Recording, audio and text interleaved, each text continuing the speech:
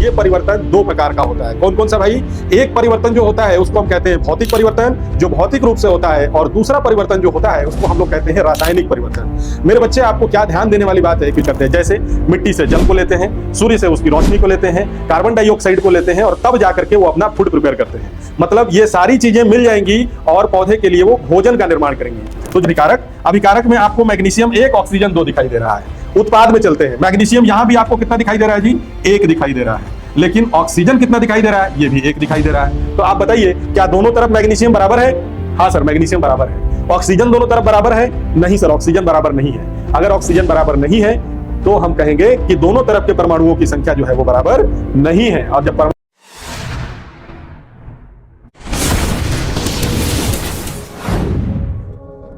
जय हिंद साथियों, कैसे हैं आप लोग? उम्मीद करते हैं आप अच्छे होंगे और अपनी पढ़ाई कर रहे होंगे। लेकिन आप हमारे योद्धा एकेडमी चैनल के साथ जुड़िए, आप इसके एप्लीकेशन को डाउनलोड करिए, और उसके बाद अगर आप गहराई से पढ़ाई करना चाहते हैं, केमिस्ट्री की और सारे सब्जेक्ट की तैयारी अच्छी करना चाहते हैं अपने बोर्ड एग्जाम के लिए, तो आपको सबसे कम फी में बेस्ट क्वालिटी जो है वो सिर्फ और सिर्फ योद्धा एकेडमी प्लेटफॉर्म पर ही मिल सकता है। तो मेरे बच्चे, हम लोग शुरू करने वाले वन शॉट वीडियो किस चैप्टर के लिए? रासायनिक समीकरण एवं अभिक्रिया के लिए, क्लास 10th के लिए। ये वीडियो मुझे पूरा उम्मीद है कि आपके लिए बहुत ज्यादा सहयोगी साबित होगा। अब बात करते हैं अगर इस चैप्टर को आगे बढ़ाने के लिए, तो मेरे बच्चे, अगर आप इस चैप्टर को और गहराई से पढ़ना चाहते हैं और पूरे तैयारी को, अपने बोर्ड की तैयारी को बहुत बेहतर तरीके से करना चाहते हैं, तो ये जो आपका कोर्स है, वीर बैच है, जो आप योद्धा एकेडमी एप्लीकेशन के ऊपर मिल सकता है आपको। और इसका जो एक्चुअल प्राइस है वो 1499 था, जबकि अभी ये चल रहा है ऑफर प्राइस में, और 699 में आप इस बैच के साथ जुड़ करके अपनी तैयारी धुआंधार कर सकते हैं। मेरे बच्चे, जुनून होना चाहिए कामयाबी के लिए, क्योंकि सोचने को तो कोई भी सोच लेता है। अब हम बात करते हैं अपने चैप्टर की। तो हम लोग शुरू करने जा रहे हैं रासायनिक समीकरण और अभिक्रिया चैप्टर, क्लास 10th का।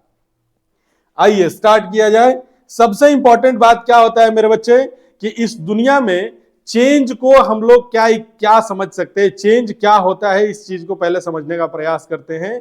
जो बदलाव होता है, जो चेंज होता है, जो परिवर्तन होता है, ये परिवर्तन दो प्रकार का होता है। कौन कौन सा भाई? एक परिवर्तन जो होता है उसको हम कहते हैं भौतिक परिवर्तन, जो भौतिक रूप से होता है, और दूसरा परिवर्तन जो होता है उसको हम लोग कहते हैं रासायनिक परिवर्तन। मेरे बच्चे, आपको क्या ध्यान देने वाली बात है कि जो भौतिक परिवर्तन होता है इसमें सिर्फ अवस्थाएं बदलती हैं, किसी नए चीज का निर्माण नहीं होता है। जैसे अगर हम बात करते हैं कि पानी का बर्फ बनना या पानी का भाप बनना, ये दोनों ही प्रोसेस ऐसे हैं जो भौतिक परिवर्तन के उदाहरण हैं। क्यों? क्योंकि इसमें चाहे भाप हो या बर्फ, दोनों ही चीजें किसकी हैं? पानी की हैं। एक्चुअल मटेरियल जो है वो पानी है, पानी से ही भाप बना हुआ है और पानी का ही बर्फ जमा हुआ है। लेकिन जब कहीं रासायनिक परिवर्तन होगा तो उस समय किसी भी नए उत्पाद का जन्म होता है, नया मटेरियल बनता है उससे, और उस नए मटेरियल को हम लोग क्या कहते हैं जी? प्रोडक्ट कहते हैं, उत्पाद कहते हैं। रासायनिक परिवर्तन में हमेशा कोई दो या दो से अधिक मटेरियल आपस में जुड़ करके या टूट करके या इंटरेक्शन करके वो एक नए उत्पाद का निर्माण करते हैं। ये होता है रासायनिक परिवर्तन। जबकि भौतिक परिवर्तन में ऐसा कुछ नहीं होता। भौतिक परिवर्तन में सिर्फ अवस्थाएं बदलती है। अवस्थाएं बदलने का मतलब, पदार्थ की अगर अवस्था लिक्विड की है तो फिर वो सॉलिड में जा सकता है, जम जाएगा, या फिर वो वेपर में चला जाएगा, वो वेपराइज हो जाएगा, इवेपोरेट कर जाएगा, गैस की अवस्था में चला जाएगा, ऐसी अवस्था में। तो बच्चे, भौतिक परिवर्तन जो होता है इसको फिजिकल चेंज कहा जा सकता है, जैसे जल से बर्फ का बनना, या फिर जल से वाष्प का बनना, या फिर आपके कागज के जो टुकड़े, कागज को आपने 2 टुकड़े में बांट दिया, ये क्या है? भौतिक परिवर्तन है। ये भौतिक चेंज में आएगा। पहले कागज एक था, अब उसको आपने 2 हिस्से में कर दिया। लोहे का चुंबक बनना, तो लोहे से भी जो चुंबक का बनना होता है ये भी एक भौतिक परिवर्तन है, ये कोई रासायनिक परिवर्तन नहीं होता। अगर रासायनिक परिवर्तन की आप बात करेंगे तो रासायनिक परिवर्तन जैसे दूध का दही बनना। मेरे बच्चे, दूध के अंदर लैक्टोज नाम की शर्करा पाई जाती है, लैक्टोज नाम का मिठास पाया जाता है, और वही मिठास लैक्टिक एसिड में कन्वर्ट हो जाता है आगे चल के। इसको कन्वर्ट करने वाला, इसको बदलने वाला जो बैक्टीरिया होता है उसका नाम है लैक्टोबैसिलस बैक्टीरिया।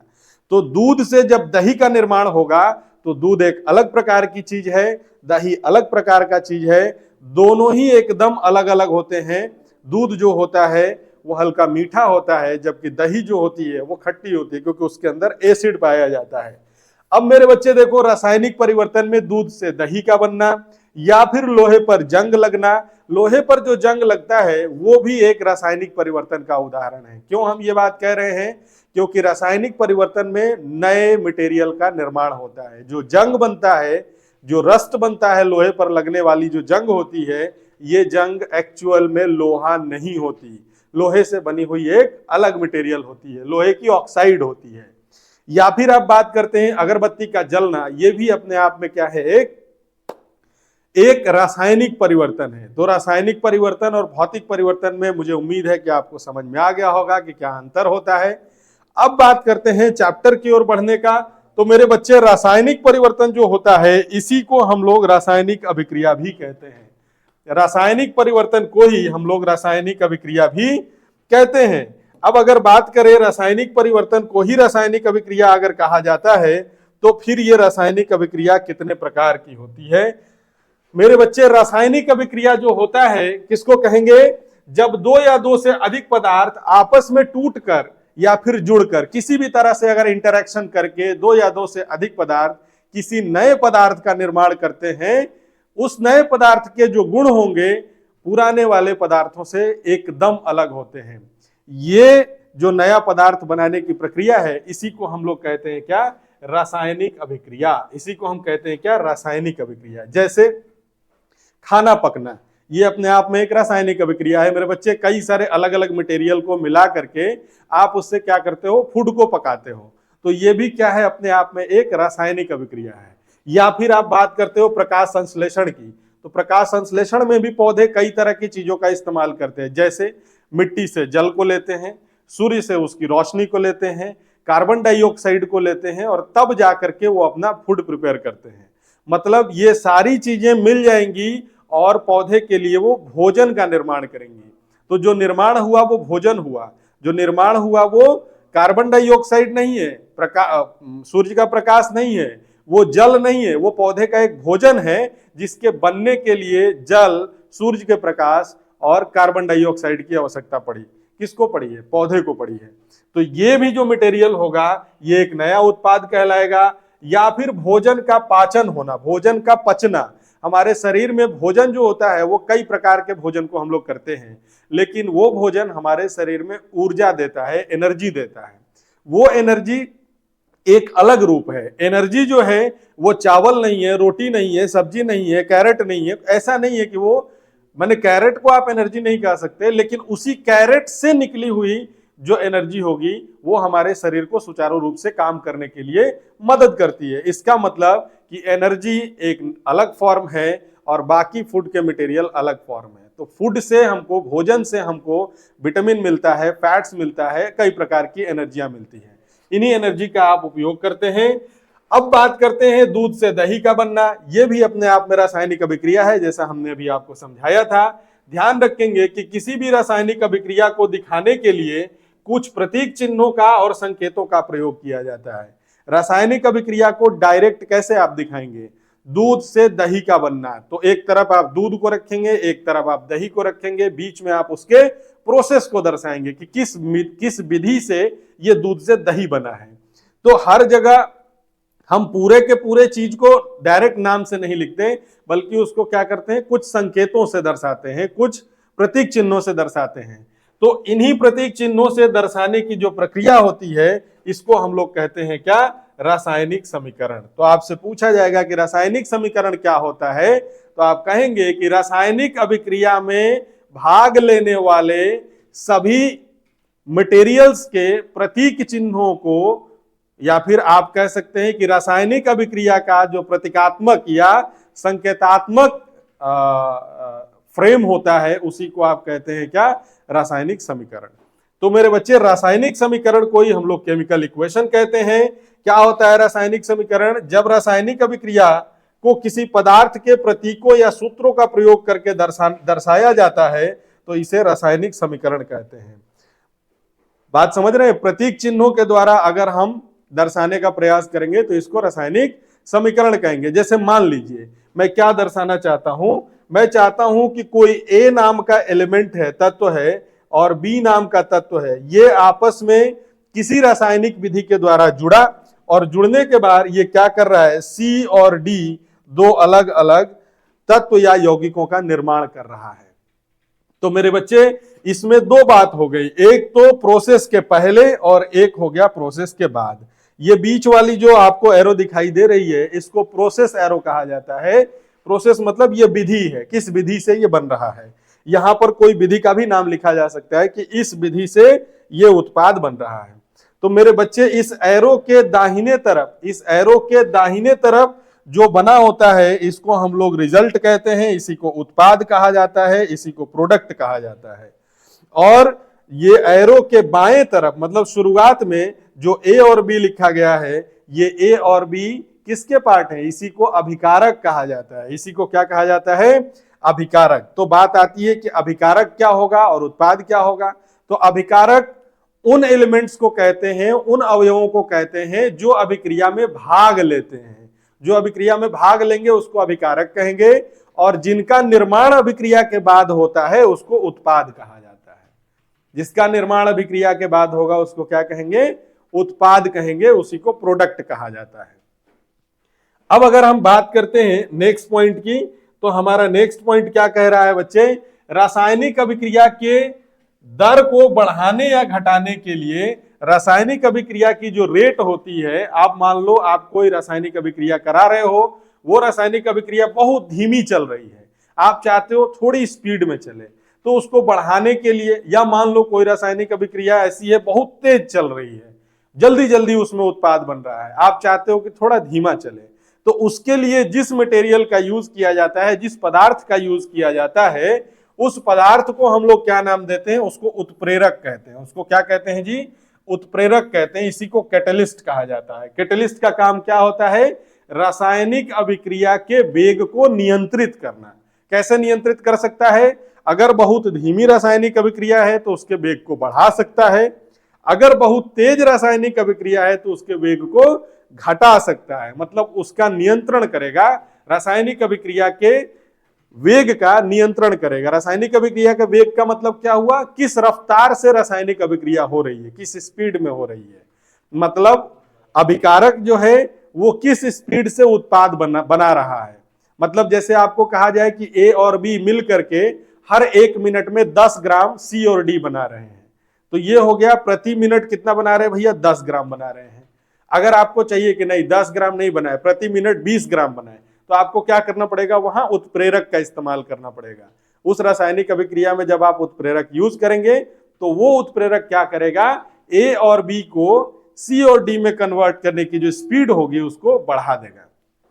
अब बात करते हैं कि जैसे कौन कौन से ऐसे मटेरियल हैं जो कैटलिस्ट कहलाते हैं। कैटलिस्ट के तौर पर यूज होने वाले कुछ सामान्य मटेरियल्स, सामान्य पदार्थों के बारे में हम लोग देखें तो कैटलिस्ट के तौर पर लोहे का भी इस्तेमाल किया जाता है, जियोलाइट का इस्तेमाल किया जाता है, प्लेटिनम का भी इस्तेमाल किया जाता है, निकेल भी जो है वो एक तरह का कैटलिस्ट है, क्रोमियम भी यूज किया जाता है उत्प्रेरक के रूप में, कोबाल्ट का भी यूज किया जाता है उत्प्रेरक के रूप में। उत्प्रेरक की एक खास बात यह भी होती है मेरे बच्चे कि उत्प्रेरक कभी भी रासायनिक अभिक्रिया में भाग नहीं लेता। देखने से ऐसा कभी कभी लगता है कि उत्प्रेरक खुद भाग ले रहा है, लेकिन ऐसा नहीं होता। जब वो रासायनिक अभिक्रिया पूरी हो जाती है, मतलब उसके सभी अभिकारक खत्म हो जाते हैं, किधर, उत्पाद में परिवर्तित हो जाते हैं, उस समय आपका उत्प्रेरक जो होगा वो जितना आपने डाला होगा, अगर 10 ग्राम उत्प्रेरक का यूज किया होगा तो 10 ग्राम उत्प्रेरक आपको बच जाएगा। मतलब अगर वो बच रहा है इसका मतलब वो अभिक्रिया में यूज नहीं हो रहा है, अभिक्रिया में वो भाग नहीं ले रहा है। इसका मतलब उत्प्रेरक कभी भी अभिक्रिया में भाग नहीं लेता, बल्कि अभिक्रिया को करवाने में मदद करता है, उसके स्पीड को बढ़ाने घटाने में।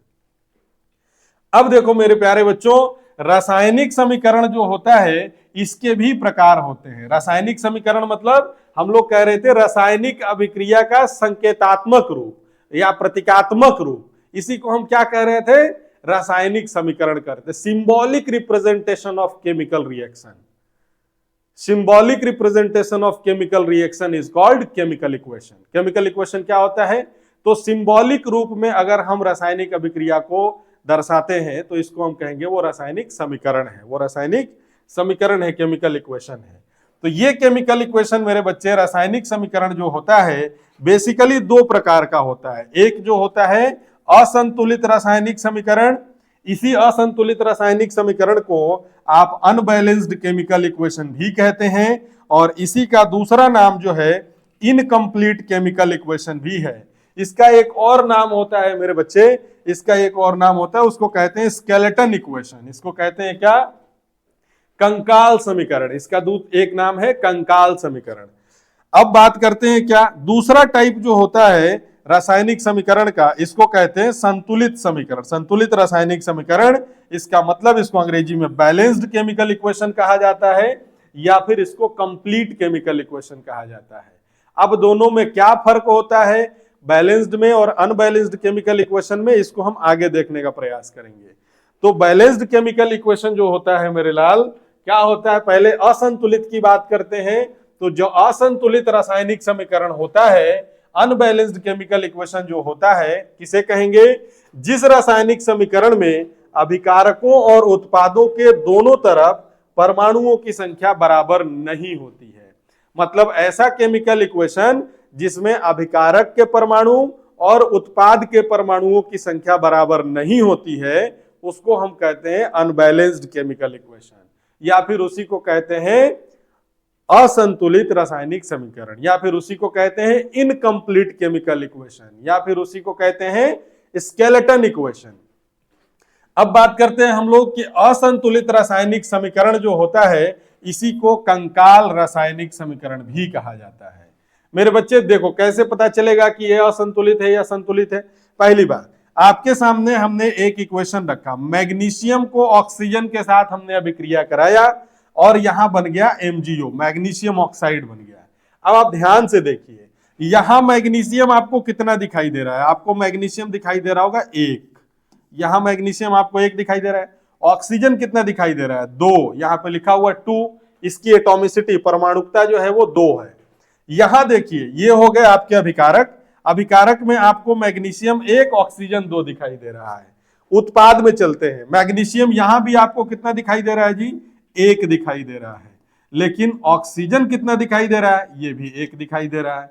तो आप बताइए क्या दोनों तरफ मैग्नीशियम बराबर है, हाँ सर मैग्नीशियम बराबर है। ऑक्सीजन दोनों तरफ बराबर है, नहीं सर ऑक्सीजन बराबर नहीं है।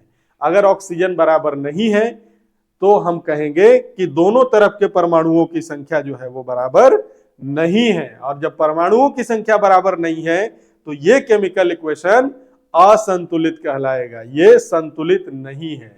संतुलित होना मतलब दोनों तरफ के परमाणुओं की संख्या बराबर होनी चाहिए। दूसरा एक और एग्जांपल ले लीजिए, यहां आप देखिए नाइट्रोजन दिखाई दे रहा है N2, इसमें कितने नाइट्रोजन के परमाणु है भैया, 2।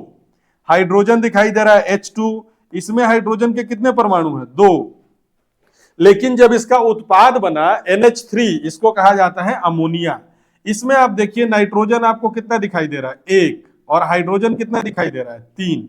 तो अगर आप दोनों तरफ कंपेयर करेंगे, तुलना करेंगे, यहां नाइट्रोजन 2 है, यहां नाइट्रोजन 1 है, यहां हाइड्रोजन 2 है, और यहां हाइड्रोजन 3 है। इसका मतलब कि अभिकारक और उत्पाद में परमाणुओं की संख्या बराबर नहीं है। अगर परमाणुओं की संख्या बराबर नहीं होगी तो फिर हम उसको कहेंगे कि ये असंतुलित रासायनिक समीकरण है। आगे बात करते हैं कि भैया संतुलित रासायनिक समीकरण किसको कहेंगे, तो हम कह रहे हैं कि संतुलित रासायनिक समीकरण किसको कहेंगे, बैलेंस्ड केमिकल इक्वेशन क्या होता है, तो ऐसे रासायनिक समीकरण जिनमें अभिकारकों एवं उत्पादकों के प्रत्येक तत्व के परमाणुओं की संख्या बराबर होती है। अगर प्रत्येक तत्व के परमाणुओं की संख्या बराबर होगी किधर, अभिकारक और उत्पाद की, तो हम कहेंगे भैया ये संतुलित है पूर्ण रूप से। जैसे आप एक एग्जांपल देख लो, यहां पर आप देखो हाइड्रोजन की एटॉमिसिटी दिखाई दे रही है 2, परमाणुकता 2 है, और यहां पर इसका स्टियोमेट्रिक कोएफिशिएंट भी दिखाई दे रहा है 2। अगर हम इसको गुणा करके देखें तो ये कितना हाइड्रोजन के परमाणु दिखाई देंगे भैया, हमें 4 दिखाई देंगे। और यहां देखो ऑक्सीजन भी कितना दिखाई दे रहा है, तो 2 दिखाई दे रहा है। तो इधर 4 हाइड्रोजन और 2 ऑक्सीजन। यहां देखिए अगर उत्पाद की तरफ जाएंगे तो यहां भी इस 2 को किससे मल्टीप्लाई करेंगे, गुणा कर देंगे हाइड्रोजन की एटॉमिसिटी से, तो ये कितना हो जाएगा, हाइड्रोजन हो जाएगा 4। ऑक्सीजन में 1 है, यहां पे कुछ नहीं है तो 1 है। इस 1 को अगर 2 से मल्टीप्लाई करेंगे तो ये कितना हो जाएगा 2।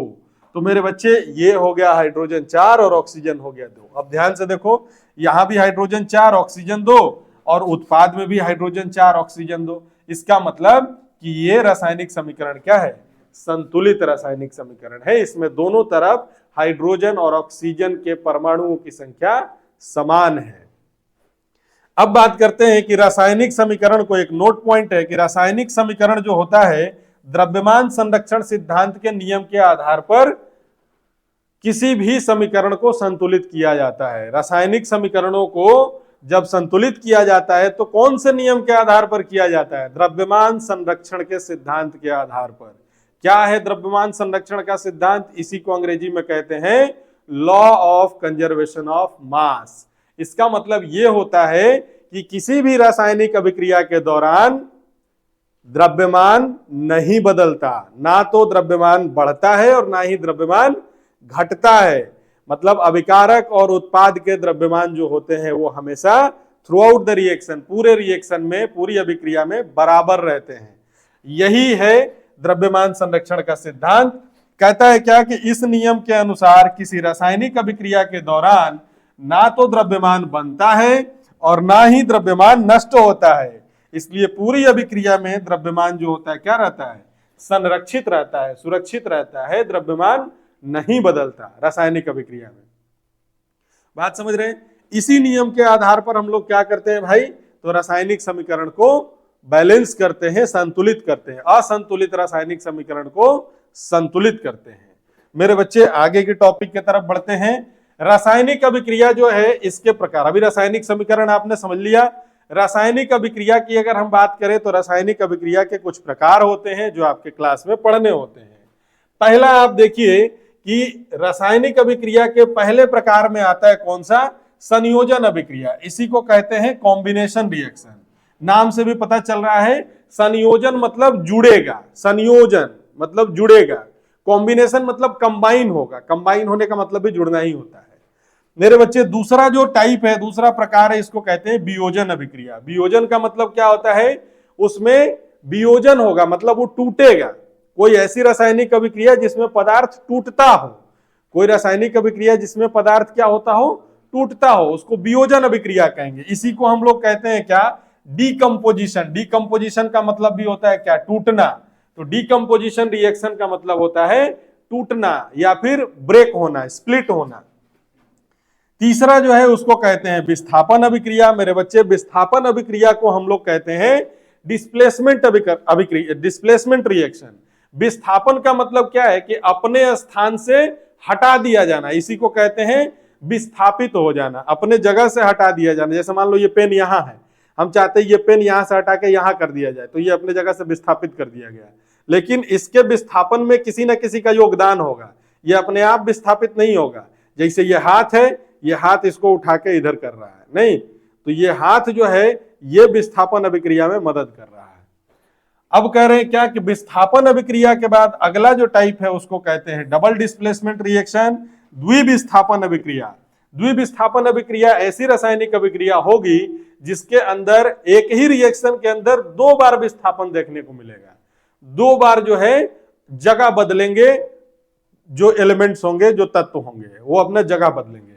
इसका मतलब ये द्विविस्थापन अभिक्रिया होगी। इसी को डबल डिस्प्लेसमेंट मतलब 2 बार डिस्प्लेसमेंट देखने को मिलेगा। अगली जो अभिक्रिया होती है उसको कहते हैं ऑक्सीकरण अवकरण अभिक्रिया। ऑक्सीकरण अवकरण अभिक्रिया में 2 काम होता है, एक तो ऑक्सीकरण होता है और दूसरा अवकरण होता है। अगर ये दोनों ही प्रोसेस एक ही रिएक्शन में दिखाई देने लग जाए तो हम कहेंगे कि वो रिएक्शन ऑक्सीकरण अवकरण अभिक्रिया है, या फिर उसी को आप रिडॉक्स अभिक्रिया भी कह सकते हैं। तो ऑक्सीकरण क्या है और अवकरण क्या है? ऑक्सीकरण का मतलब होता है कि किसी भी रिएक्शन में किसी पदार्थ के साथ ऑक्सीजन का जुड़ना। अगर ऑक्सीजन जुड़ रहा है किसी तत्व या पदार्थ के साथ तो हम कहेंगे वहां पे ऑक्सीकरण हो रहा है। अवकरण होने का मतलब क्या है कि किसी भी तत्व या यौगिक के साथ ऑक्सीजन का बाहर निकलना, मतलब हाइड्रोजन का जुड़ना, तत्व या यौगिक के साथ हाइड्रोजन का जुड़ना या ऑक्सीजन का वहां से बाहर निकाल दिया जाना, ऑक्सीजन का बाहर निकलना, यह अवकरण कहलाता है। मेरे बच्चे, अगर ये दोनों प्रोसेस, मतलब कोई एक ऐसी अभिक्रिया हो जिसमें ऑक्सीजन जुड़ता भी हो और ऑक्सीजन बाहर भी निकलता हो, तो ऑक्सीजन के आधार पर अगर देखें तो ऑक्सीजन का जुड़ना एक जगह ऑक्सीकरण कहलाएगा, ऑक्सीजन का निष्कासित होना अवकरण कहलाएगा। अगर कोई ऐसी अभिक्रिया जिसके अंदर ये दोनों हो रहा हो तो फिर उसको ऑक्सीकरण अवकरण अभिक्रिया एक साथ लिख सकते हैं। अब बात करते हैं मेरे बच्चे, ये जो वियोजन अभिक्रिया थी, इस वियोजन अभिक्रिया के भी कुछ प्रकार होते हैं, types of decomposition reaction. Decomposition reaction के भी कुछ टाइप होते हैं। कौन कौन से टाइप होते हैं मेरे बच्चे? तो डिकम्पोजिशन रिएक्शन 3 तरीके से हो सकता है और उसी तरीकों के आधार पर इसके प्रकार बांटे गए हैं। डिकम्पोजिशन रिएक्शन जो है वो ऊष्मा के आधार पर हो सकता है, मतलब किसी चीज को अगर तोड़ना है तो उसको तुम गर्म करके तोड़ सकते हो, तो एक तो ऊष्मा उसमें हो गया, इसको ऊष्मीय वियोजन कहते हैं।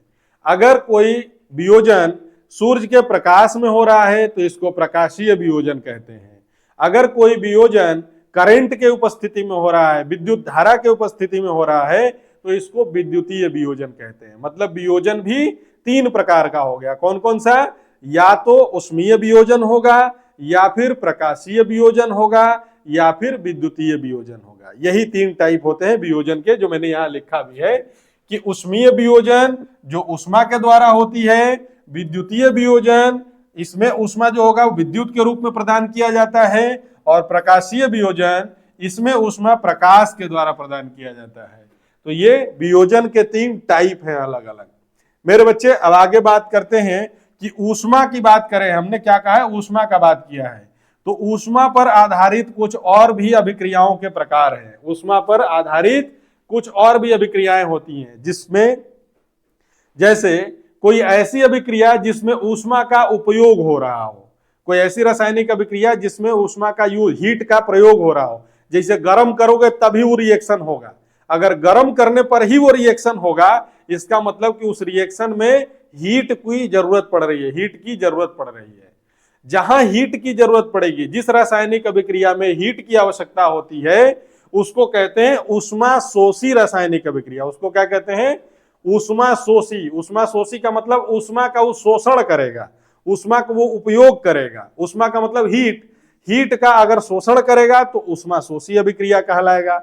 और अगर हीट को उत्सर्जित करेगा, जैसे मान लो कोई ऐसी रासायनिक अभिक्रिया हो रही है जिसके बाद तुमको हीट बाहर की तरफ निकलता हुआ दिखाई दे रहा है, तो अगर हीट बाहर निकलेगा, रासायनिक अभिक्रिया होने से हीट पैदा होगा, अगर रासायनिक अभिक्रिया के कारण हीट बन रहा है, तो हम कहेंगे कि ये ऊष्मा छेपी है। ऊष्मा छेपी का मतलब इससे ऊष्मा बाहर निकल रहा है। ऊष्मा शोषी का मतलब अभिक्रिया के लिए ही ऊष्मा चाहिए। जैसे एग्जांपल आप देखिए, ऊष्मा शोषी अभिक्रिया को हम लोग कहते हैं इंडोथर्मिक रिएक्शन। इंडो का मतलब होता है अंदर की ओर, थर्म का मतलब होता है हीट। तो अगर हीट का मतलब ऊष्मा, तो आप कह रहे हैं कि अगर ऊष्मा का प्रयोग रिएक्शन में हो रहा है, अंदर रिएक्शन के अंदर हो रहा है, तो उसको कहेंगे ऊष्मा शोषी अभिक्रिया। जैसे जिस रासायनिक अभिक्रिया में ऊष्मा का शोषण होता हो, अवशोषण होता हो, उसको ऊष्मा शोषी अभिक्रिया कहते हैं। मेरे बच्चे, ऊष्मा शोषी अभिक्रिया कौन सी हो सकती है? जैसे मान लो बर्फ का पिघलना, ये ऊष्मा शोषी होगी? क्यों नहीं होगी? जब तक उसको ऊष्मा नहीं दोगे तब तक वो कैसे पिघलेगा? उसके पिघलने के लिए ऊष्मा की जरूरत पड़ेगी, तो ये ऊष्मा शोषी प्रोसेस हो जाएगा। कैल्शियम कार्बोनेट का अपघटन। कैल्शियम कार्बोनेट जो होता है मेरे बच्चे कहाँ पाया जाता है? अंडा के छिलका पर। मुर्गी के अंडा के छिलका पर जो कड़ा आवरण होता है, सेल होता है, उसी सेल को हम कैल्शियम कार्बोनेट का वो बना होता है। तो कैल्शियम कार्बोनेट जो होता है मेरे लाल, कैल्शियम कार्बोनेट को अगर तुम तोड़ना चाहते हो, उसका अपघटन कराना चाहते हो, तो उसके लिए तुमको क्या करना पड़ता है? उसको गर्म करना पड़ता है, हीट करना पड़ता है। मतलब इस रासायनिक अभिक्रिया में हीट की जरूरत होती है ऊष्मा की आवश्यकता होती है। अगर ऊष्मा की आवश्यकता हो रही है, इसका मतलब कि ये किस तरह की अभिक्रिया है, ऊष्मा को शोषण करने वाली अभिक्रिया है, ऊष्मा शोषी अभिक्रिया है।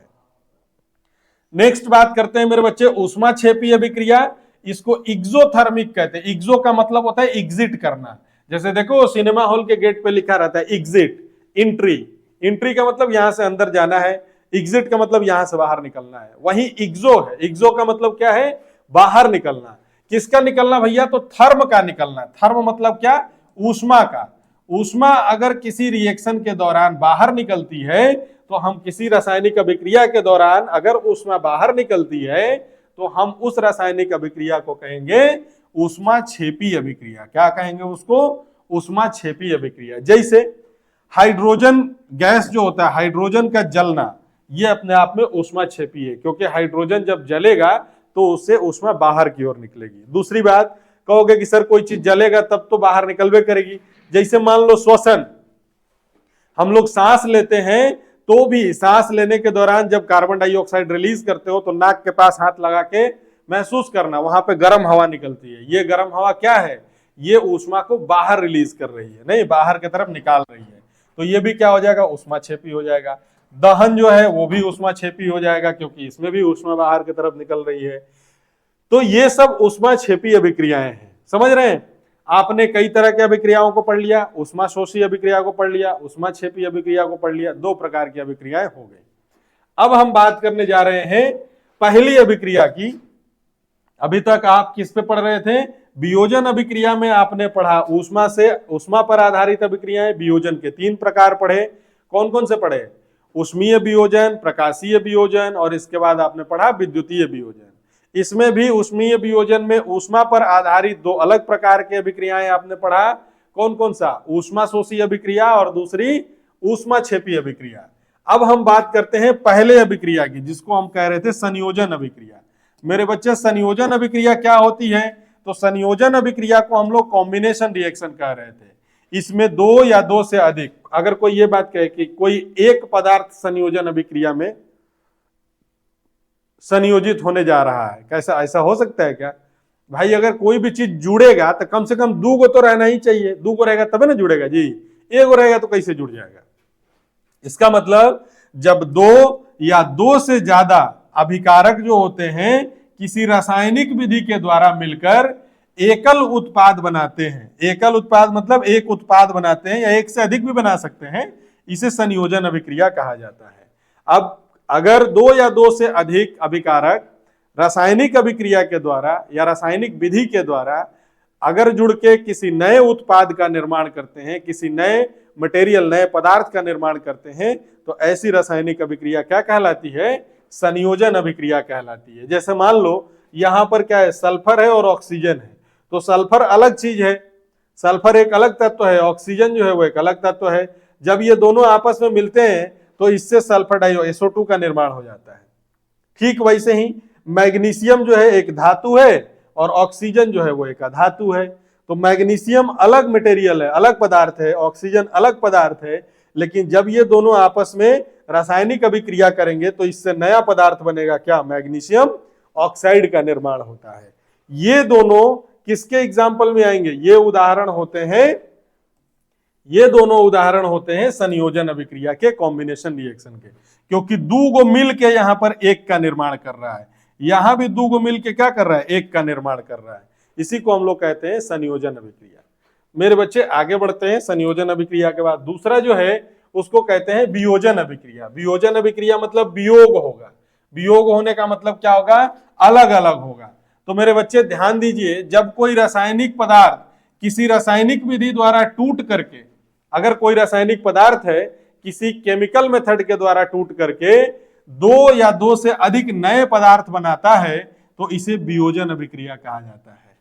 वियोजन अभिक्रिया किसको कहेंगे, जहां कोई ऐसी रासायनिक अभिक्रिया जहां कोई एक पदार्थ किसी रासायनिक विधि के द्वारा टूट करके 2 या 2 से अधिक पदार्थों का निर्माण करता हो, तो उसे हम कहेंगे क्या, वियोजन अभिक्रिया। क्योंकि वियोजन में क्या होता है, टूटता है, वियोग होता है। जैसे कैल्शियम कार्बोनेट जो अभी हम बता रहे थे अंडे के छिलके में पाया जाता है, जब इसको आप गर्म करते हो, गर्म करने के लिए हम एक चिन्ह का प्रयोग करते हैं बच्चे। ये चिन्ह जो है त्रिभुज का, इसका मतलब होता है क्या, हीट के लिए यूज किया जाता है। किसके लिए यूज किया जाता है? हीट के लिए यूज किया जाता है। इसका मतलब ऊष्मा है, हम इसको गर्म करना चाहते हैं। तो कैल्शियम कार्बोनेट को जब आप गर्म करते हो तो ये कैल्शियम ऑक्साइड और कार्बन डाइऑक्साइड में टूट जाता है। तो देखिए यहां पर आपका कैल्शियम कार्बोनेट था और ये टूटा तो दो अलग अलग नए मटेरियल को दे दिया। क्या है भैया? एक कैल्शियम ऑक्साइड दे दिया और एक कार्बन डाइऑक्साइड दे दिया। ठीक है जी। ये किसमें था? कैल्शियम कार्बोनेट जो था ये ठोस अवस्था में था। कैल्शियम ऑक्साइड जब दिया तो ये ठोस तो है, लेकिन कार्बन डाइऑक्साइड जो मटेरियल दिया इसकी अवस्था भी क्या है? गैसीय अवस्था है, गैस के रूप में दिया। तो इसको हम लोग कहेंगे वियोजन अभिक्रिया। इसी वियोजन के हमने 3 टाइप पढ़े थे। कौन कौन से? प्रकाशीय वियोजन, उष्मीय वियोजन और विद्युतीय वियोजन। तीनों प्रकार जो थे वो वियोजन अभिक्रिया के थे मेरे बच्चे। इसके बाद तीसरी अभिक्रिया जो होती है उसको कहते हैं विस्थापन अभिक्रिया। विस्थापन अभिक्रिया में क्या होता है कि कोई भी उच्च क्रियाशील तत्व, कोई भी उच्च क्रियाशील धातु किसी निम्न क्रियाशील धातु यौगिक के साथ रासायनिक विधि से अभिक्रिया करता है और अपनी उच्च क्रियाशीलता के कारण क्या करता है? वो निम्न क्रियाशील धातु को उस यौगिक से हटा देता है, विस्थापित कर देता है और वहां खुद का यौगिक बना लेता है। ऐसा अगर किसी रासायनिक अभिक्रिया में आपको देखने को मिले तो आप समझ जाइएगा कि ये विस्थापन अभिक्रिया है। विस्थापन अभिक्रिया जो होती है इसमें क्या होता है कि कोई उच्च क्रियाशील धातु, आप ऐसे समझ लीजिए, इसको लॉजिकली समझ लीजिए। जैसे मान लीजिए कि मेरी कोई गर्लफ्रेंड है और कोई दूसरा लड़का है जो मेरे से भी ज्यादा स्मार्ट है, मेरे से भी ज्यादा पैसा वाला है। तो हम और हमारी गर्लफ्रेंड का एक यौगिक है, एक कंपाउंड है। ऐसी स्थिति में क्या होगा कि अगर किसी तरीके से वो लड़का या वो आदमी बहुत ज्यादा अमीर है, बहुत खूबसूरत है, बहुत स्मार्ट है लड़का, वो क्या करता है कि मुझे मेरी ही गर्लफ्रेंड से दूर कर देता है और मेरी गर्लफ्रेंड को अपना गर्लफ्रेंड बना लेता है। तो वो अपना यौगिक बना लिया, मुझे डिस्प्लेस कर दिया। इसका मतलब ये हुआ कि वो ज्यादा क्रियाशील था, ज्यादा सक्रिय था, इसलिए उसने मुझे डिस्प्लेस कर दिया। मैं उसके कंपैरिजन में कम सक्रिय था। नहीं, तो ये सक्रियता श्रेणी पर निर्भर करता है कि सक्रियता श्रेणी में तत्वों की, धातुओं की सक्रियता श्रेणी होती है।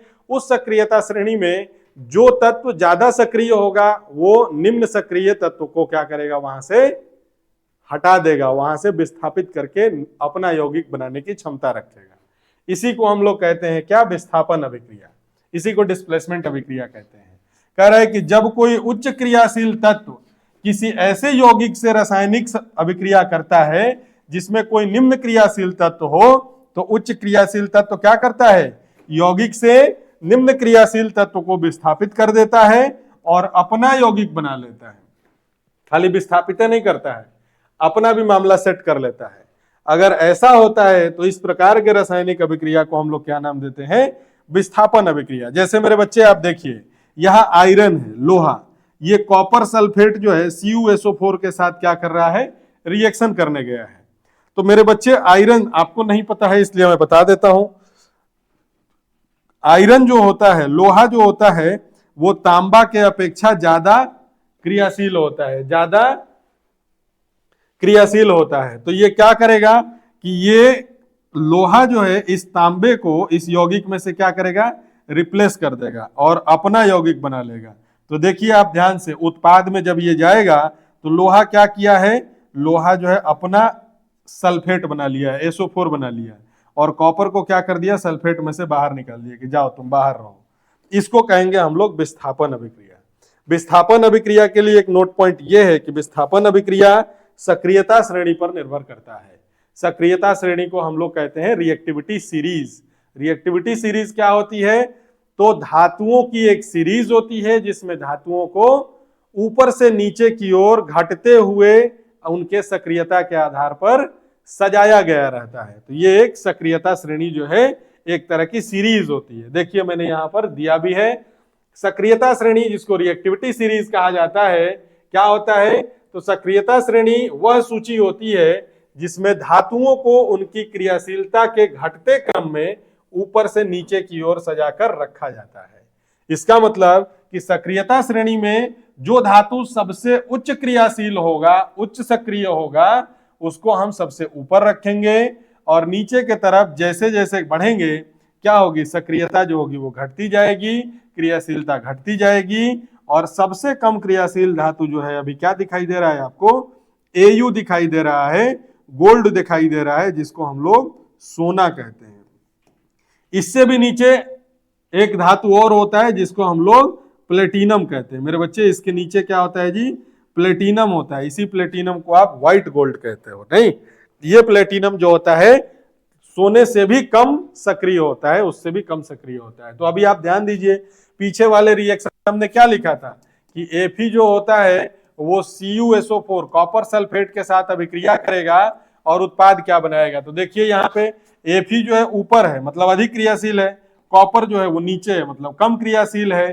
तो Fe क्या करेगा, कॉपर को हटा देगा, यहां पर बना देगा क्या, FeSO4 और कॉपर को क्या कर देगा, बाहर निकाल देगा। ये जो होगा इस रासायनिक अभिक्रिया को पूरी तरह से हम इस तरह से लिख सकते हैं। मेरे बच्चे आगे की ओर बढ़ते हैं। नेक्स्ट देखिए, द्विविस्थापन अभिक्रिया कैसी अभिक्रिया होती है, डबल डिस्प्लेसमेंट। तो डबल डिस्प्लेसमेंट जो द्विविस्थापन अभिक्रिया होती है, इसमें दो आयनिक यौगिक आपस में अपने अपने आयनों को एक्सचेंज करते हैं। बात समझ गए, जैसे हम हो गए और रसगुल्ला सर हो गए, हम दोनों अलग अलग अपना यौगिक बनाए हुए हैं। किस तरह का भैया, तो हमारे पास ये वाली कलम है और रसगुल्ला सर के पास एक अलग कलम है, जो आपके एक सर हैं। तो अगर मैं मान लेता हूं कि कोई रसगुल्ला सर है XYZ, तो उनके पास एक अलग कलम है। हम दोनों ने क्या किया कि आप अपने अपने कलम को रिप्लेस कर दिया। इसका मतलब कि वो हमको अपना कलम दे दिए, हम अपना कलम उनको दे दिए। बात समझ रहे हैं। इसमें क्या हुआ कि दो बार विस्थापन हुआ, मतलब मेरा कलम विस्थापित होकर उनके पास गया, उनका कलम विस्थापित होकर मेरे पास आया। बात समझ रहे हो। तो इस तरह से जब आयन विस्थापित होते हैं, एक ही रिएक्शन के अंदर दो बार जब आयनों का विस्थापन होता है, तो उसे हम कहते हैं द्विविस्थापन अभिक्रिया। यहां पर ध्यान रखेंगे, जब दो आयनिक यौगिक आपस में आयनों का स्थानांतरण करने से नए यौगिकों का निर्माण करते हैं, तो इसे द्विविस्थापन अभिक्रिया कहा जाता है। जैसे देखो, NaCl जो है एक आयनिक यौगिक है। आयनिक यौगिक का मतलब Na के ऊपर प्लस चार्ज होता है, Cl के ऊपर माइनस चार्ज होता है। AgNO3 सिल्वर नाइट्रेट भी क्या है, प्लस चार्ज और माइनस चार्ज। मतलब ये दोनों आयनिक यौगिक हैं। क्या करेंगे ये दोनों, Na जो होगा Na जो होगा वो क्या करेगा, NO3 के साथ जुड़ जाएगा। तो Na जो है NO3 के साथ जुड़ गया, मतलब इसका प्लस इसके माइनस के साथ जुड़ गया। और दूसरा वाला देखो, दूसरा वाला क्या हो रहा है मेरे भाई, दूसरे वाले में देखो ये Cl माइनस जो है वो Ag प्लस के साथ जुड़ गया। तो AgCl का निर्माण हो गया और इधर NaNO3 का निर्माण हो गया। दो नए नए आयनिक यौगिक का निर्माण हो गया। इसी दो नए आयनिक यौगिकों के निर्माण का जो रिएक्शन होता है, अभिक्रिया होती है, इसको द्विविस्थापन अभिक्रिया कहेंगे, क्योंकि दो बार विस्थापन का प्रोसेस हुआ है। वैसे ही देखो, लेड नाइट्रेट है, इसको पोटेशियम आयोडाइड के साथ अगर अभिक्रिया कराएंगे तो लेड नाइट्रेट में लेड जो होता है वो पॉजिटिव आयन होता है, मतलब प्लस चार्ज होता है, और नाइट्रेट के ऊपर माइनस चार्ज होता है। पोटेशियम आयोडाइड में पोटेशियम प्लस चार्ज होता है और आयोडीन माइनस चार्ज होता है, माइनस आवेश होता है। जब ये आपस में आयन को एक्सचेंज करेंगे, आयन्स का स्थानांतरण करेंगे, तो देखो ये पोटेशियम किसके साथ चला जाएगा, नाइट्रेट के साथ चला जाएगा, और लीड किसके साथ चला जाएगा, आयोडीन के साथ चला जाएगा। तो पोटेशियम नाइट्रेट बनेगा और लीड आयोडाइड का निर्माण हो जाएगा।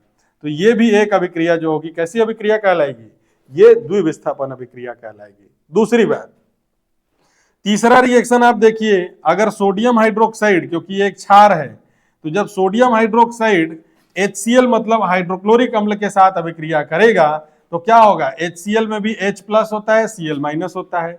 NaOH में भी Na प्लस होता है, OH माइनस होता है। तो Na प्लस किसके साथ चला जाएगा भैया, ये Cl के साथ चला जाएगा। और H प्लस जो होगा ये किसके साथ चला आएगा, ध्यान दीजिए, H प्लस जो होगा वो किसके साथ चला आएगा, H प्लस जो होगा वो OH माइनस के साथ चला जाएगा। और तब इससे बनेगा क्या, Na जो होगा Cl के साथ चला जाएगा तो NaCl बन जाएगा, और H प्लस जो होगा OH के साथ चला जाएगा, तो इससे H2O का निर्माण हो जाएगा। तो ये नए उत्पाद दोनों बन गए और दो बार आयनों का स्थानांतरण हुआ। इसके वजह से ये द्विविस्थापन अभिक्रिया के कैटेगरी में आ जाएगा।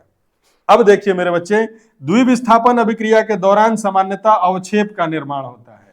अवक्षेप क्या होते हैं, तो ऐसे पदार्थ होते हैं, द्विविस्थापन अभिक्रिया जब आप कराएंगे तो जनरली आप देखेंगे क्या कि ऐसे पदार्थ का निर्माण हो रहा है जो पानी में या जल में अविलेय है, पानी में घुलते नहीं है आसानी से। जब नहीं घुलेंगे तो क्या होगा, बीकर के पेंदी में आकर के, तल में आकर के वो बैठ जाते हैं। तो जो बीकर के तल में आकर के बैठ जाएंगे इनको कहेंगे अवक्षेप। इसी को कहा जाता है क्या, अवक्षेप। अवक्षेप जो होता है जल में अघुलनशील पदार्थ होते हैं, ये बीकर के तल में बिना घुले इकट्ठा हो जाते हैं।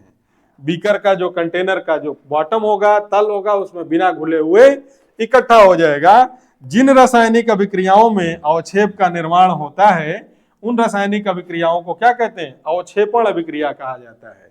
तो सामान्यतः अवक्षेपण अभिक्रिया कहां आपको देखने को मिलती है, ये देखने को मिलती है द्विविस्थापन अभिक्रिया में। जैसे आप एक एग्जांपल देखिए, आपने अभी NaCl और AgNO3 का रिएक्शन कराया था, तो देखिए AgCl जो बना हुआ था, ये AgCl अघुलनशील पदार्थ होता है, इसीलिए हमने इसके साथ एक एरो का निशान नीचे की तरफ दिया है, ये वाला निशान नीचे की तरफ दिया है। ये किसको दर्शाता है, ये निशान जो है ये अवक्षेप के लिए दिया जाता है। किसके लिए दिया जाता है, अवक्षेप के लिए दिया जाता है। अब आप कहेंगे कि सर इस रासायनिक अभिक्रिया में AgCl का एक अवक्षेप बनने लगा, मतलब ये रासायनिक अभिक्रिया द्विविस्थापन अभिक्रिया तो है ही, लेकिन ये रासायनिक अभिक्रिया अवक्षेपण अभिक्रिया भी कहलाएगी। क्यों, क्योंकि इसके अंदर अवक्षेप का निर्माण हो रहा है, मतलब अघुलनशील पदार्थ का निर्माण हो रहा है। और ये काहे हम एरो का निशान नीचे की तरफ दिए, क्योंकि ये अवक्षेप कहां जाकर बैठने वाला है, बीकर के तली में जाकर के बैठ जाएगा, कंटेनर के नीचे जाके तल में बैठ जाएगा, इसीलिए हमने नीचे की तरफ एरो का निशान दिया है। आगे देखिए मेरे बच्चे, अगला टॉपिक जो है उसको कहते हैं ऑक्सीकरण अभिक्रिया। तो ऑक्सीकरण अभिक्रिया जो होती है इसमें दो बातें होती हैं, या तो ऑक्सीजन किसी तत्व या यौगिक के साथ जुड़ेगा, या फिर हाइड्रोजन किसी तत्व या यौगिक से बाहर निष्कासित कर दिया जाएगा। दोनों में से कुछ भी हुआ तो हम उसको ऑक्सीकरण कहेंगे। देखिए, ऑक्सीकरण अभिक्रिया वह रासायनिक अभिक्रिया है जिसमें किसी तत्व या यौगिक से ऑक्सीजन का संयोग होता है या हाइड्रोजन का निष्कासन होता है। इसी ऑक्सीकरण अभिक्रिया को अपचयन अभिक्रिया भी कहा जाता है। ऑक्सीकरण को ही दूसरा नाम क्या दिया गया है, अपचयन अभिक्रिया। मेरे बच्चे यहां आप ध्यान दीजिए, जैसे मैग्नीशियम का जब ऑक्सीजन के साथ आप अभिक्रिया कराएंगे, ये संयोजन अभिक्रिया भी है। और ध्यान दीजिए, मैग्नीशियम एक तत्व था, मैग्नीशियम एक धातु था, इसके साथ ऑक्सीजन जो होगा वो जुड़ करके मैग्नीशियम ऑक्साइड बनाया। इसका मतलब यहां पर क्या हो रहा है जी, यहां पर संयोजन तो हो ही रहा है, संयोजन अभिक्रिया हो रहा है। किसका भैया, ऑक्सीजन का। इसलिए ये कौन सी अभिक्रिया कहलाएगी, ये कहलाएगी ऑक्सीकरण की अभिक्रिया। कौन सी अभिक्रिया कहलाएगी, ऑक्सीकरण की अभिक्रिया कहलाएगी, ऑक्सीकरण की अभिक्रिया कहलाएगी। अब देखो मेरे बच्चे, सेम प्रोसेस यहां भी हो रहा है। कॉपर के साथ ऑक्सीजन जुड़ रहा है, कॉपर ऑक्साइड का निर्माण कर रहा है। सल्फर के साथ ऑक्सीजन जुड़ रहा है, SO2 का निर्माण कर रहा है। इसका मतलब ऑक्सीजन के जुड़ने से जो अभिक्रिया होगी, ऐसी अभिक्रिया जिसमें ऑक्सीजन जुड़ेगा या हाइड्रोजन निष्कासित होगा, उसको ऑक्सीकरण अभिक्रिया कहा जाता है। आगे बढ़ते हैं, अवकरण अभिक्रिया किसको कहेंगे, तो अवकरण अभिक्रिया ऐसी रासायनिक अभिक्रिया होती है जिसमें या तो यौगिक में हाइड्रोजन जुड़ेगा, तत्व या यौगिक में हाइड्रोजन जुड़ेगा, और या फिर ऑक्सीजन निष्कासित कर दिया जाएगा। इसका मतलब कि अवकरण अभिक्रिया जो होती है वो ऑक्सीकरण की बिल्कुल विपरीत अभिक्रिया है। जो ऑक्सीकरण में होता है सीधे उसका उल्टा किसमें होता है, अवकरण में होता है। अवकरण अभिक्रिया को ही देखिए ध्यान से, अवकरण अभिक्रिया में या तो यौगिक से ऑक्सीजन का निष्कासन होता है या हाइड्रोजन का संयोग होता है। जैसे देखिए यहाँ पे कॉपर ऑक्साइड जो है वो एक क्या है, पदार्थ है, एक मैटर है। इसके साथ हाइड्रोजन को जब आप रिएक्ट कराते हो तो ध्यान देना, यहां पर ऑक्सीजन निकल रहा है और कॉपर से ऑक्सीजन क्या हो गया, निकल गया, लेकिन हाइड्रोजन के साथ कॉपर क्या, ऑक्सीजन क्या हो गया, जाके जुड़ गया। तो आप देखिए यहाँ पर कॉपर से ऑक्सीजन निकला है, इसलिए ये क्या हो रहा है, यहाँ पे अवकरण अभिक्रिया हो रही है। FeCl3 है, H2S है। ध्यान दीजिए, FeCl3 है और H2S है। जब इसका रिएक्शन करा रहे हो तो FeCl2 का निर्माण हो रहा है, साथ ही साथ HCl का निर्माण हो रहा है, और सल्फर जो है वो बाहर निकल जा रहा है। तो यहां भी क्या हो रहा है भाई, आप देखेंगे यहां भी क्या हो रहा है, यहां भी अवकरण की अभिक्रिया हो रही है। ये पुरानी ऑक्सीकरण और अवकरण की विधि है। इसके अलावा एक नई विधि भी होती है जो डिपेंड करता है किसके ऊपर, आवेश के ऊपर। किसके ऊपर डिपेंड करता है, आवेश के ऊपर। आवेश अगर बढ़ता है, आवेश का बढ़ना, आवेश का बढ़ना ये कहलाता है ऑक्सीकरण। ये क्या कहलाता है जी, ऑक्सीकरण। और आवेश का घटना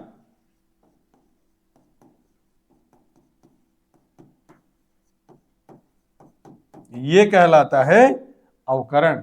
ये क्या कहलाता है जी, अवकरण कहलाता है। तो आवेश का बढ़ना जो है वो ऑक्सीकरण कहलाता है, और आवेश का घटना जो है वो, आवेश का बढ़ना जो है वो ऑक्सीकरण कहलाता है, आवेश का घटना अवकरण कहलाता है। मेरे बच्चे इसको आप ट्रिक वाइज भी याद कर सकते हो। क्या है ट्रिक इसका, LEOGER। LEOGER मतलब loss of electron oxidation, gain of electron reduction. Oxidation का मतलब अवकरण होता है, रिडक्शन का मतलब क्या होता है जी, ऑक्सीडेशन का मतलब ऑक्सीकरण होता है, और रिडक्शन का मतलब अवकरण होता है। तो आप इस ट्रिक वाइज भी इसको याद कर सकते हो। अगर आपको और गहराई से चीजों को समझना है तो आप योद्धा एकेडमी एप्लीकेशन को ज्वाइन करिए, वीर बैच को ज्वाइन करिए, और हमारे साथ जम के एक एक टॉपिक के ऊपर डिस्कशन करिए, पढ़ाई करिए, और अपनी नॉलेज को और ज्यादा बढ़ाइए, ग्रोथ अपने अंदर लाइए। इसके लिए आपको वन शॉट से काम नहीं चलेगा। ऐसे में वन शॉट आपके लिए दे दिया हूं ताकि आपको कहीं कोई समस्या ना आए। अब बात करते हैं आगे, ऑक्सीकरण अवकरण अभिक्रिया क्या होती है मेरे लाल। तो ऑक्सीकरण अवकरण अभिक्रिया ऐसी अभिक्रिया होती है जिसमें ऑक्सीकरण और अवकरण दोनों एक साथ होता हो। मतलब इसी को ऑक्सीकरण अवकरण अभिक्रिया ऐसी अभिक्रिया होती है जिसमें दोनों ही प्रोसेस एक साथ हो रहे हो। अभी आपने जो पढ़ा था वो अलग ऑक्सीकरण पढ़ा था और दूसरा अवकरण अलग पढ़ा था, लेकिन जब दोनों ही अभिक्रियाएं एक साथ होंगी एक ही अभिक्रिया में तो आप कहेंगे कि ये ऑक्सीकरण अवकरण अभिक्रिया है। जैसे मान लीजिए कि कॉपर ऑक्साइड का आपने हाइड्रोजन के साथ रिएक्शन कराया। ध्यान दीजिए यहां पे कॉपर जो है वो अलग हो, कॉपर से ऑक्सीजन अलग हो गया और हाइड्रोजन से जाके जुड़ गया। तो आप देखिए कॉपर से ऑक्सीजन अलग भी हो रहा है, कॉपर से ऑक्सीजन निकल गया, मतलब यहां पे क्या हो गया है, अवकरण हो गया। लेकिन यही ऑक्सीजन हाइड्रोजन से जाके जुड़ गया तो यहां ऑक्सीकरण भी हो गया। इसका मतलब एक ही रिएक्शन के अंदर, एक ही अभिक्रिया के अंदर ये दोनों प्रोसेस हो रहे हैं, तो हम इसको कहेंगे क्या कि ये ऑक्सीकरण अवकरण अभिक्रिया है।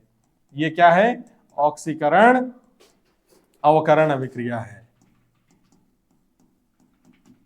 क्योंकि दोनों एक ही में एक ही साथ हो रहा है, एक ही अभिक्रिया में दोनों प्रोसेस हो रहा है।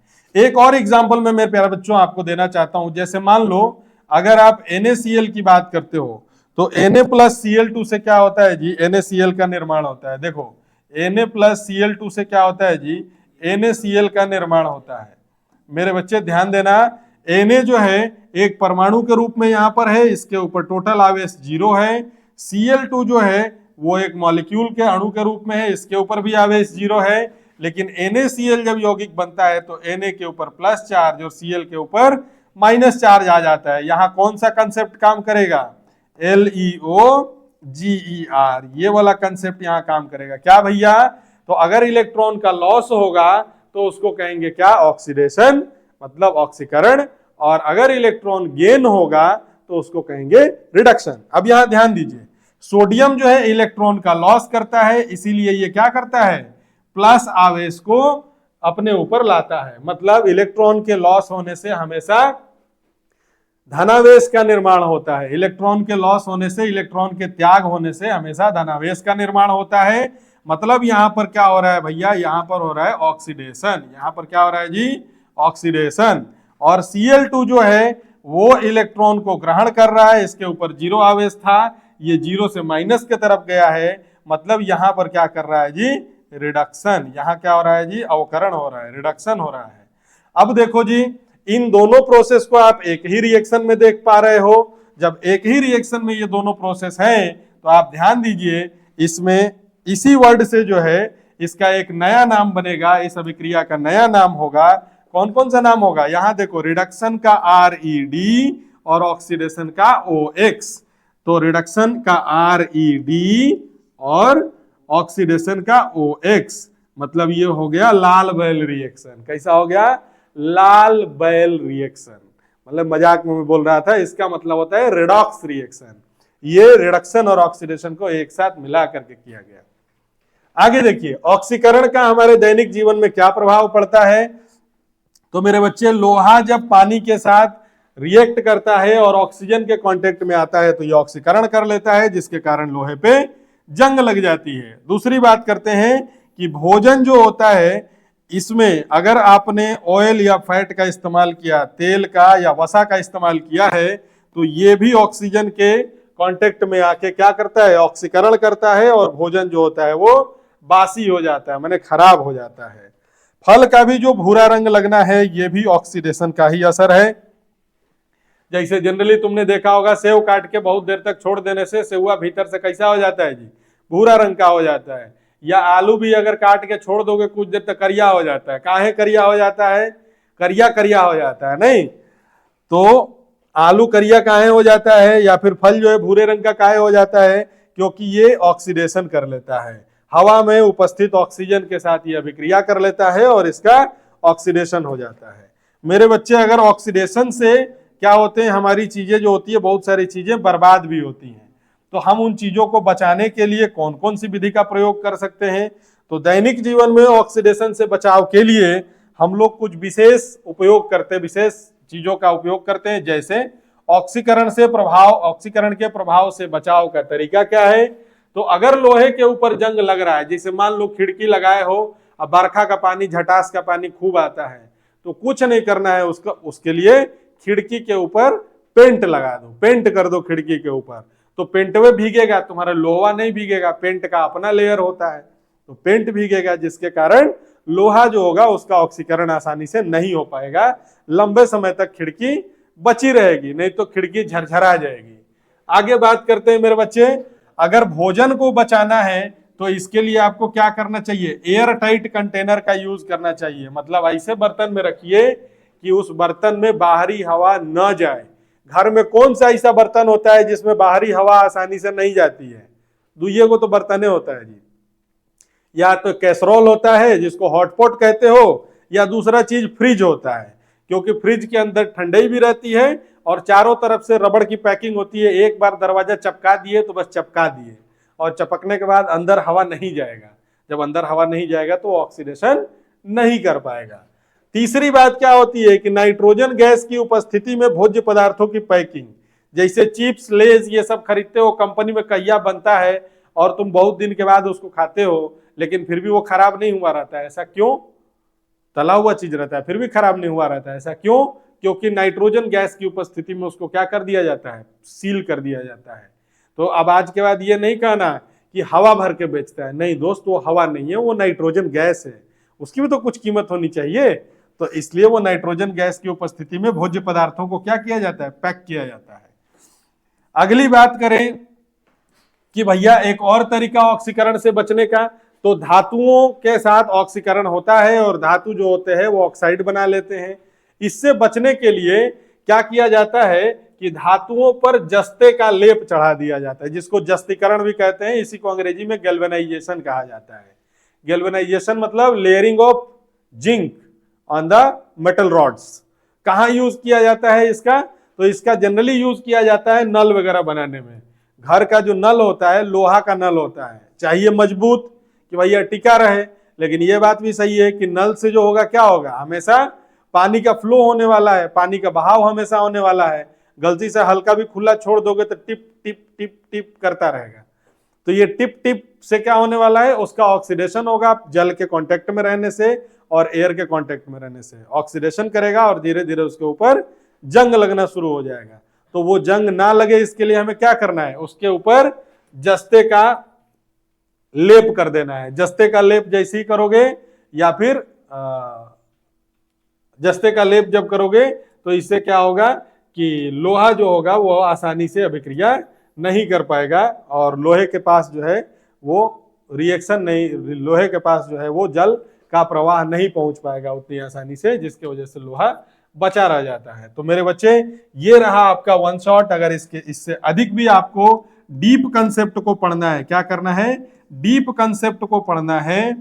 डीप कंसेप्ट का मतलब एकदम आपको चाहिए कि हम पूरे के पूरे पार्ट को 10th क्लास को एकदम 95 प्लस में लेकर के चले जाएं अपने रिजल्ट को, तो आपको योद्धा एकेडमी एप्लीकेशन को ज्वाइन करना चाहिए। एप्लीकेशन ज्वाइन कर लीजिए। और मैं जबकि पहले ही आपको बताया था क्या है इसकी कहानी, तो इसकी कहानी यही है कि ये बैच 1499 का था। 699 में आपको योद्धा एकेडमी की तरफ से बहुत बड़ा सहयोग किया जा रहा है सभी बच्चों के लिए, ताकि कोई भी एजुकेशन से दूर ना रह पाए, किसी को भी एजुकेशन की कमी ना हो। तब तक के लिए जय हिंद।